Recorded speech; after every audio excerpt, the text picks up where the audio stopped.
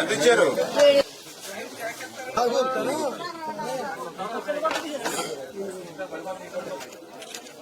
Okay sir.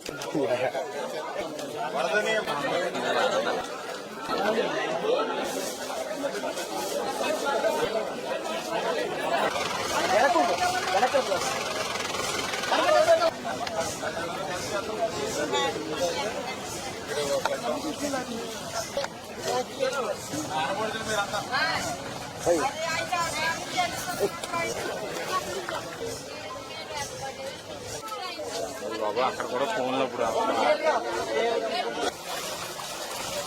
ఈ యొక్క Telugu Desam, Janasena, BJP ప్రభుత్వాన్ని ప్రజలు ఏ రకంగా అయితే ఆశీర్వదించారో ఆ రకంగా కృష్ణమ్మ తల్లి కూడా ఈ యొక్క ఎన్డీఏ ప్రభుత్వాన్ని ఆశీర్వదించినట్టుగా ఉన్నటువంటి పరిస్థితి.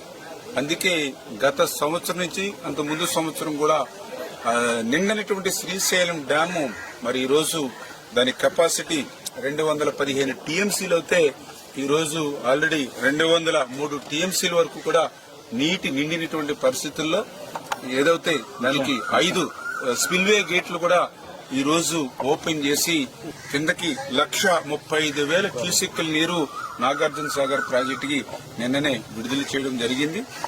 కృష్ణా డెల్టా ఏదైతే ఉందో వారికి కూడా త్రాగునీరు, సాగునీరు కూడా అందించేటువంటి విధంగా ఏదైతే శ్రీశైలంకి రోజుకి దగ్గర 4 లక్షల క్యూసెక్కులు పైబడి నీరు ఏదైతే వస్తుందో దాన్ని ఆ రోజే మేము క్యాలిక్యులేట్ చేసి రాయలసీమ పూర్తి అవసరాలు తీర్చేటువంటి విధంగా పోతిరెడ్డిపాడు ద్వారా నీటిని మేము విడుదల చేస్తూ ఉన్నాం.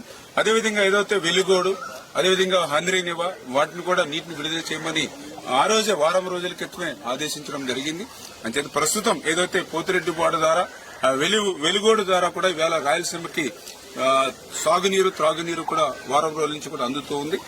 కాకపోతే ఏదైతే హంద్రీనివా మాత్రం మరి ఏదైతే వారం రోజుల క్రితం విడుదల చేయమన్నప్పటికీ కూడా ఇంకా అక్కడ కొంత నిర్లక్ష్యంగా అధికారులు కొంత వ్యవహరించినటువంటి పరిస్థితి కూడా మా దృష్టికి వస్తుంది. ఏదైతే గత ప్రభుత్వ వాసనలు ఇంకా పోనటువంటి అధికారులు ఇంకా మోస పద్ధతిలో ఉన్నారు, వాళ్ళందరినీ కూడా ఒక్కొక్కరిని మార్చుకుంటూ ముందుకెళ్తామనే విషయాన్ని కూడా ఈ సందర్భంగా తెలియజేసుకుంటూ గత వైఎస్ఆర్సీపీ ప్రభుత్వంలో ఒక పక్క వరదలు ముంచెత్తినా కూడా కనీసం ఆ రోజున్నటువంటి మంత్రులు గాని, ఆ రోజున్నటువంటి ముఖ్యమంత్రి గాని, ఆ రోజున్నటువంటి వైఎస్ఆర్సీపీ ప్రజాప్రతినిధులు గాని కనీసం అధికారులతో సైతం ఈ వరద ముంపు ప్రాంతం